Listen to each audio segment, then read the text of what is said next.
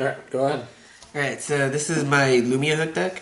It's gone through a lot of playtesting, but basically we play the core 12 green cards, you play the ramp, and then you play the Tama's. Tama's especially really good in the deck because you can abuse it with Lumia's flash ability, and you can also flash out your dorks to have standing green mana at the end of your turn, so you can essentially be spending less mana on your cards in the early game.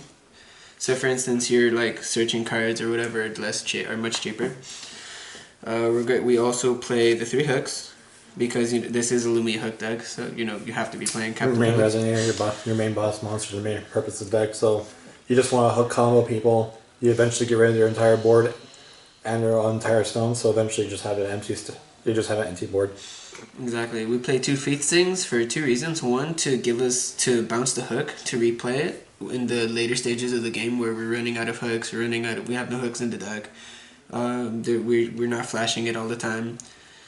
It just gives us extra longevity, and also we can also pitch it to save a unit and then also bring out more ramp. So we're basically playing 9 cards of ramp in the deck. Ramp, draw, ramp. Yeah, like the deck needs a lot of ramp. Mm-hmm. So like any extra mana that you can generate is just very well deserved, like very needed. Yeah. And then we have 2 1-0s in the form of Frigg to grab back basically recursion. Yeah, so grab back cooks or Tama. Your counter spells, Tama's, reuse bears, reuse your counter spells basically. And Melfi maybe if you want to re-grab Melfi. And basically, because it's an entry skill, we can also abuse it with Lumia. So even though it's a 1-0, we can just tap it we can equip it with the monocle, tap it for will, flash it back in, grab more stuff. And then we also have Redivere to deal with large things like Gwyber and fucking other obnoxious resonators. The mirror match to kill hooks, that's right. So that way they can't keep hooking you. And it's the same purpose that it's a 1-0 as Frigg, because you can keep abusing the entry skill if need be. For our spells, we have a total of, I want to say, 9. We have 4 Seal of Windlight, 3 Keen Sense, 2 Wall of Wind. People have touched me inappropriately, and so I'm this helps protect me from the inappropriate touching. But very hateful person he is. The deck all that counter magic. The deck is actually very fragile.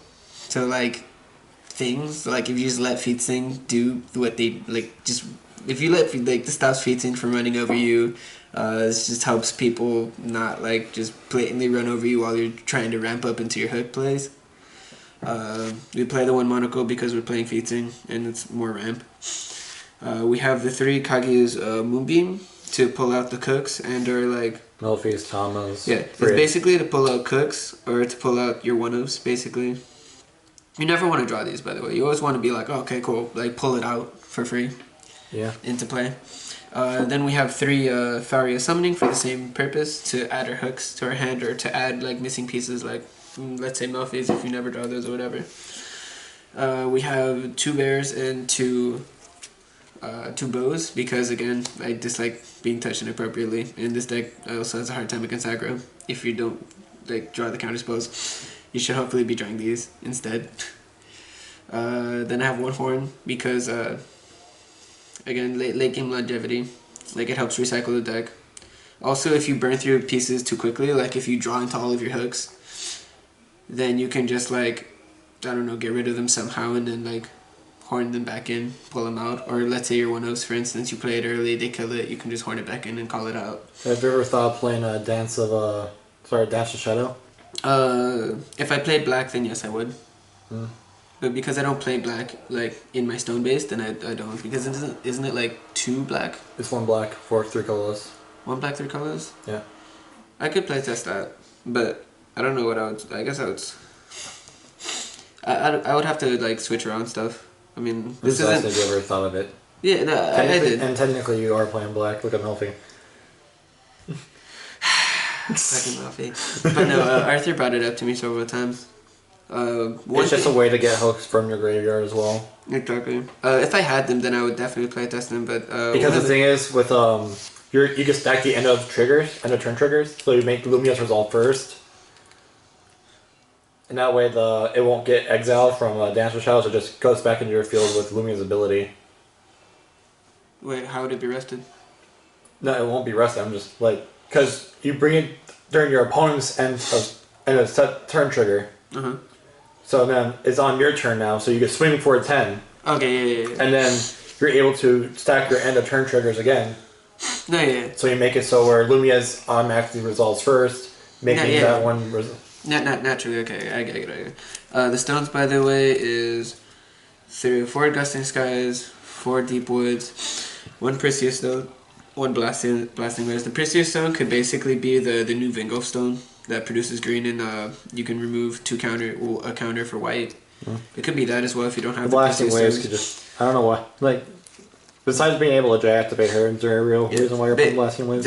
Basically, the Perseus Stone is to add an additional green-white because white is very... about the Blasting Waves. The Blasting Waves is the only reason I can assume that it's people just run it deactivated. is... Yeah, so you don't have to tap Melfi to do it. Like, because you basically want to judge... You only judgment if you're in, like... If you have nothing to do. Like, you have no hand, no field. You're just going to judgment and then... pray that works for you. Pick a god and pray. And this just makes it so that if they kill the Melfi, then you're not shut out of that play, basically. Because if you don't play this, then you have to hope that they don't kill the Melfis, and if they kill the Melfis, then you can't even judgment. Yeah. So you basically just scoop it up.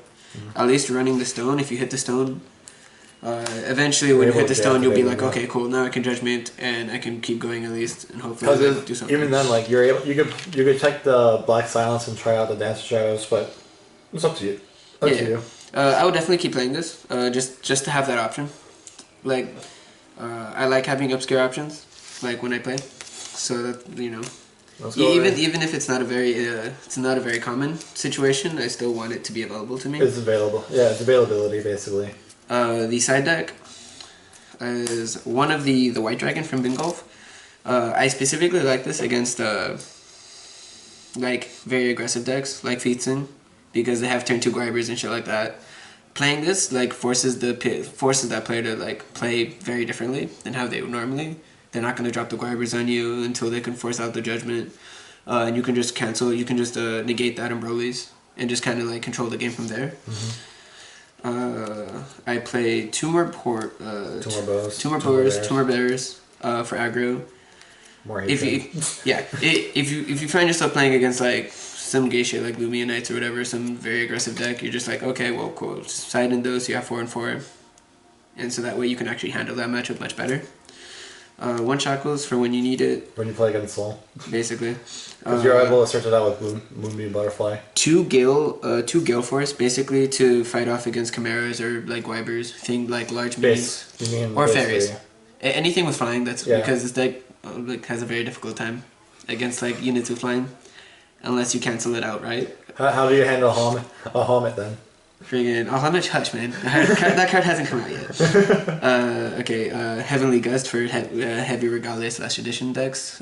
Basically, what is it? It works against Feetsing, works against... Pretty much almost every actual deck. Yeah, like friggin', you're either going to be playing one of the 2 or both, and so like it works against basically any deck. It's going to probably be a staple until it gets rotated out. Yeah. Windsecluded Refuge, you want to protect your cooks. Again, your deck is very fragile, so you want to protect it, right? Yeah, basically, but there's not enough room in the main deck to like mainboard it, so just... you can also bring it out with Butterfly. Exactly. You can Butterfly it for like 3 mana if you need be. Draw a card. Yeah. So you just replace the Butterfly immediately. Tsukiyomi against Mirror Match and Machina, basically. Yeah. And then Lunar Lakes for the Mirror Match and for like Stealth Control. Mirror Match, Stealth Control, and Griffin. Yeah. Because Griffin isn't active. QB. Basically QB. Remember that you can also use bows to kill off set cards. True. Oh, I mean that's also a neat interaction. And that's basically the deck and its side deck. I hope you guys enjoyed watching this, and I hope I was informative enough to help you understand the deck a little better and maybe want to build it yourself, because the deck is really fun, honestly. It's a little bit more on the expensive side of Force World because Melfis are expensive as hell. Yeah, but other than that, this is not a budget deck because Lumia herself is $30. Melfis are like $8 for the common. Yeah. $8 for the common. Commons are like $3 for the common. Yeah, Tamas are expensive. Foil, it's $5 foil. Like, I think those are the only pricey cards though. yeah, pretty much.